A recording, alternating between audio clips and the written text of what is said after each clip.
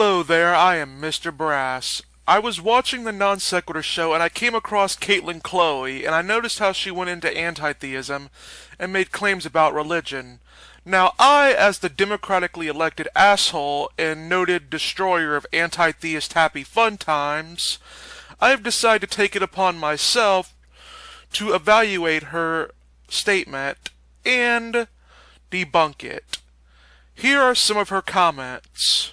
But I do think that a lot of religious people are severely indoctrinated and have been generation after generation after generation. And it leads to poor education. It leads to bad ideas. It leads to inequality of people. And I think that there are a lot of ways that we can work these things out. But part of that is breaking people out of this religious mindset.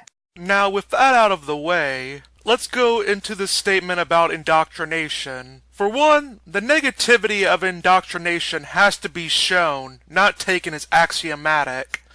The 12-step program, along with any treatment plan, follows a specific set of rules that requires cooperation and an unquestionable belief for it to work.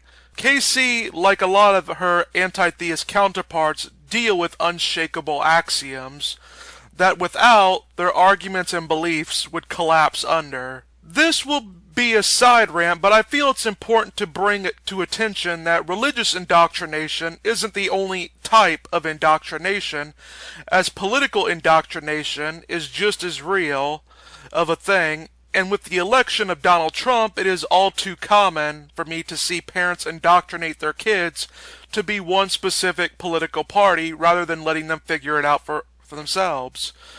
Just like the typical argument anti-theists bring up against religious people, it is fair to say that a person is only a member of a specific political party because of the fact that that was the political party their family endorsed. I actually consider political indoctrination worse than religious indoctrination, as in theory, many religions and God could be disproven in principle, but with a political party, at best, you could say a particular party is failing to meet the subjective needs of the people. That wouldn't make them objectively wrong, just unpreferable. With that said, I'd like to tell an anti-theist which form of indoctrination do they think has more of an impact on their life, religious or political. If you say political, then why not be an ANCAP or anti-political person? Atheists are glad to jump on the anti-theist bandwagon, but tend to never want to go the extra mile, be consistent, and extend to politics. Casey should also know there is a distinction between having a belief in God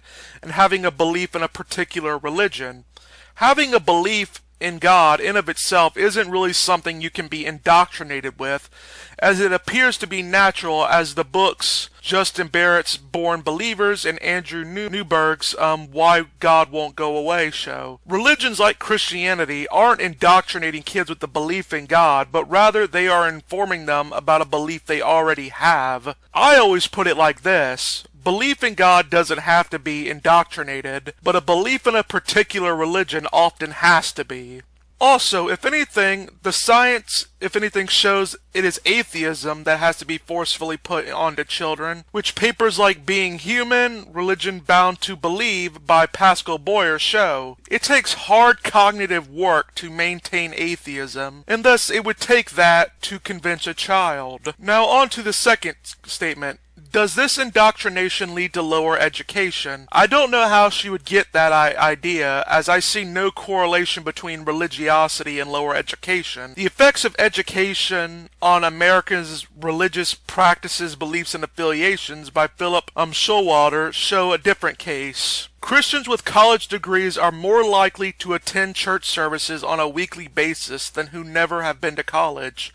They pray at the same rate, and the only difference is them stating their belief in God is absolutely certain. Overall, the study found when doing factors that high school Christians and college educated Christians, they found that they are roughly equal in religious commitment, meaning that as far as indoctrination and lower education goes, it doesn't really correlate. William James, a meta-analysis on the effects and contributions of public charter, and religious schools on student outcomes showed even when adjusting for socioeconomic factors, private religious schools have the highest level of academic achievement.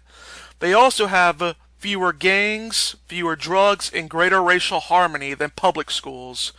So if anything, one can argue religious indoctrination can lead to a greater academic success using those studies. KC also makes the argument that religion promotes bad ideas, which is a vague objection. What exactly is a bad idea? Is it merely an idea that doesn't conform to an already assumed conclusion, or is it promoting ideas that are contradicting all known evidence? I don't need to say how the first one is stupid, and if it is the second one, then with all the atheist flat earthers and religious figure mythicist groups, it doesn't seem like the atheist community is immune from having bad ideas in that context.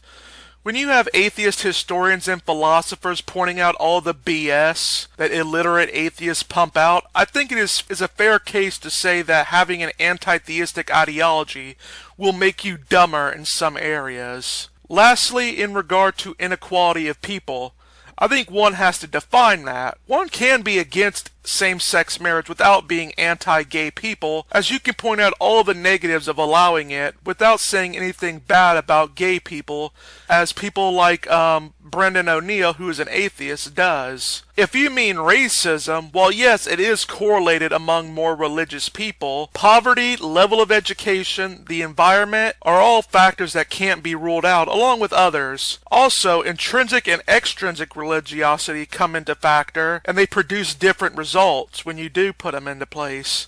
With extrinsic religiosity, aka self-centered religiosity, they correlate well with prejudice. See G.W. Alport and J.M. Ross's Personal Religious Orientation and Prejudice in the Journal of Personality and Social Psychology, and Religious Orientation and Prejudice, a comparison of racial and sexual attitudes by Gregory M. Herrick, which all show this, and it also shows that intrinsic religiosity, aka more committed religious people, don't correlate well with it. While anti-theists accuse religious people of having an all-or-nothing attitude, I've yet to meet an anti-theist that doesn't think in black and white. Well, I hope my response has been successful. That is all for today. This is Mr. Brass saying goodbye and get wise.